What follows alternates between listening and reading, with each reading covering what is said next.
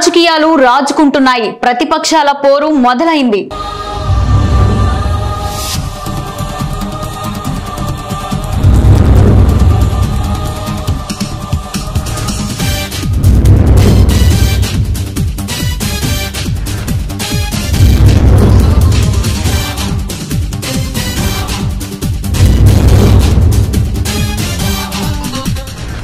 నమస్తే అండి.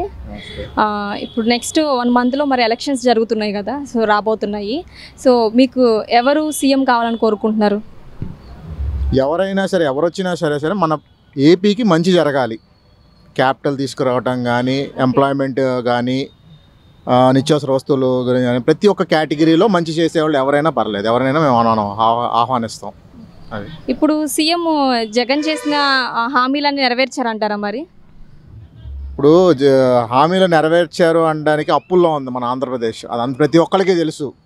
ఎక్కడో తీసుకొచ్చి అప్పులు చేసేసి మనకి తీరుస్తున్నారు. ఏదైనా వస్తున్నాయి, ఇంటికి రావటం అనేది వస్తున్నాయి. బట్ అవి మనకి తర్వాత ఇప్పుడు ఫర్ ఎగ్జాంపుల్ అమ్మఒడో సమ్ పెట్రోల్ ఒకటొకటి వస్తుంది. బట్ ఇవన్నీ కూడా మనకి పెట్రోల్లో పెంచుతున్నారు, లేదా ఇంకో దాంట్లో పెంచుతున్నారు, గ్యాస్లో పెంచుతున్నారు. ఇదివరకు గ్యాస్ 500-600కి వచ్చేది, ఇప్పుడు 1000 రూపాయలు పెట్టాల్సి వస్తుంది. ఇప్పుడు ఎలక్షన్స్ వస్తున్నాయని 200 తగ్గించారు. పెట్రోల్ మొన్నటి వరకు రేటు పెరుగుంటూ వెళ్ళింది. ఇంకా నిత్యావసర వస్తువులు అయితే చెప్పక్కర్లేదు. సో ఒక దాంట్లో పెంచితే ఇంకో దాంట్లో తగ్గిస్తున్నారు, అంతే, అంతమించి ఏమీ లేదు. డి అంటే డి అంటూ పార్టీ అధినేతలు సమరశంఖం పూరిస్తున్నారు.